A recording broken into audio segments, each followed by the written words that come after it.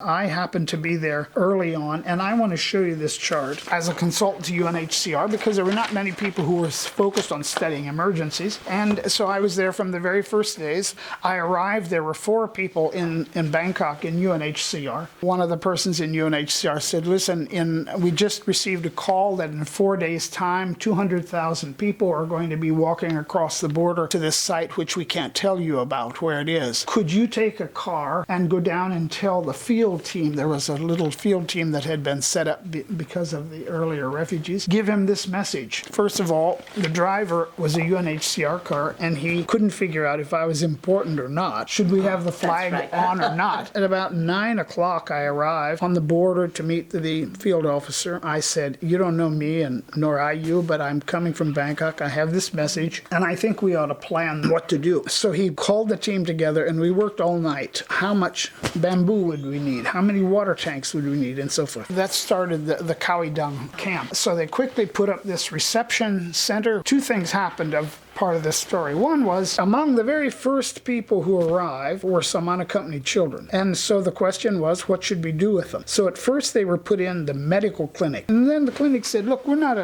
an orphanage, you know. So an NGO said, we'll build an orphanage next to the hospital. And so anybody who came in that was considered unaccompanied, they sent them to this place. And immediately what you saw was a water tower, a soccer ball, and a fence. And you saw kids who had been with the community suddenly being put in a place, and there were children outside looking in at the privileged ones inside. And I said, this is not going to work.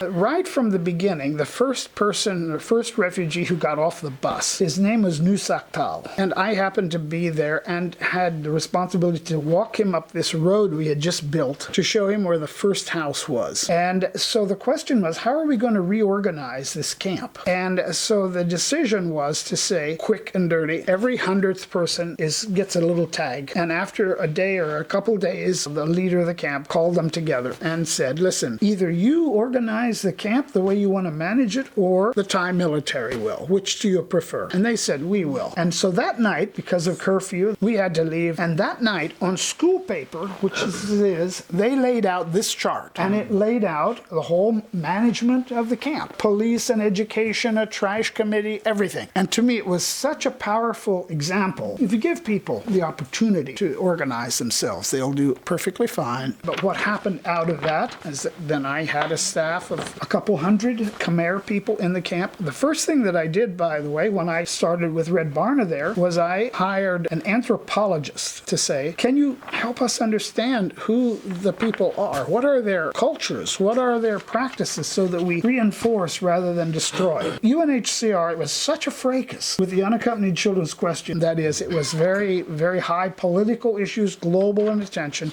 and fighting about how to take care of the unaccompanied children. The officer there, she contacted me because I was with Red Barna, and she said, can you help us write up a policy on what we should do with unaccompanied children? So I said, let me see what I can do. And I had paper on Ethiopia. And then I contacted IRC, and we sat down and drafted, to the best of our ability, the recommendations for what HCR's policy should be on unaccompanied children at that time. But there was no guidance, as we've talked about before. And so I said, this has never been looked at before. I called the Ford Foundation, and I said to them, I have an idea. And they said, meet us in a Chinese restaurant down on Sukhumvit. So I went there, and I said, this issue has never been looked at before. And, you know, there's great contention. I propose that we actually do a study on unaccompanied children and look at it in 3 ways: legal, psychological, and programmatic historical. And he said, we'll fund half. I was completely shocked. Neil and a colleague, Dan Steinbock, had agreed, to be the person. And none of us had ever, done anything quite like this. And then UNICEF said, we'll give $10,000. And UNHCR gave a little bit. And Red Barna gave some. And other agencies gave some. And we started on the Unaccompanied Children's book. And I said, I want to find out about World War II. As I understand, there were a lot of unaccompanied children there. So we moved to Geneva only at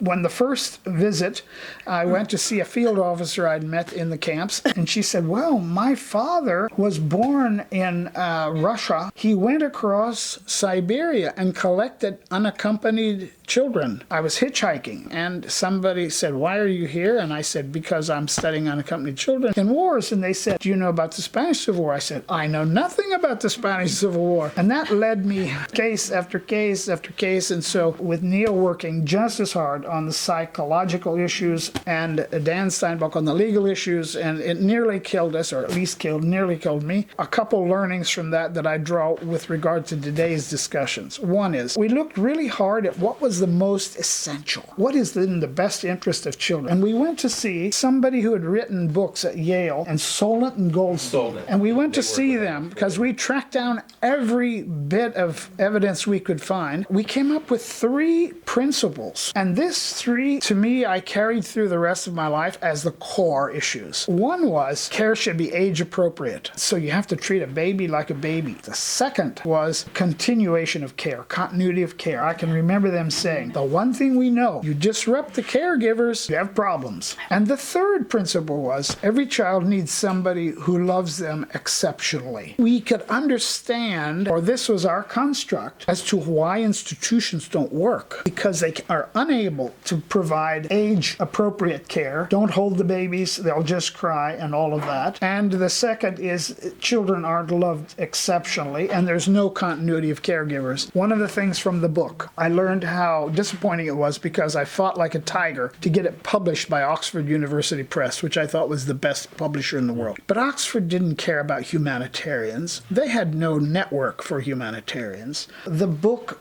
served as a basis, was a foundational study in the field. It served as the basis for the work then that UNICEF took and that Save and others used as a base. What I'm grappled with from that is, how do you get information to people who need it or can use it? What form? How do you do it? One more point, I guess, and that is to say, from the unaccompanied children was preparedness. And I really came to believe, and still do, to get ahead of the game, you actually can solve lots of the problems. And so we developed in UNICEF a participatory preparedness process. And I did it personally in 50 countries. And what I learned from that I still believe relates to what we're talking about today, is that if you had a real quick participatory process, that every staff function and every group sat down and went through this thing and said, what is it that you do? What is it that you're going to have to do in an emergency? What do you need to prepare for doing it? And then a group process with the staff. Every case that I had, when that was done, people said, that was really helpful. And I would always say, why? And they would always say, because it allowed me a chance to think of what I need to do. And then the second thing was to sit at the end of this with the whole team, and we went around the table, and everyone said, what are you going to do in the emergency on the basis of what you have written? Because we had a process to get there. And he would read it. And then I would say to the team, do you think that's right or not right? We did that around the room. In every case, the team said,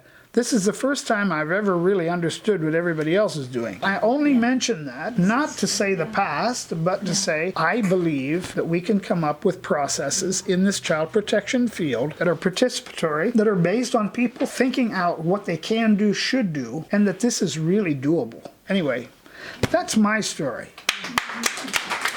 I'm sorry for taking over this.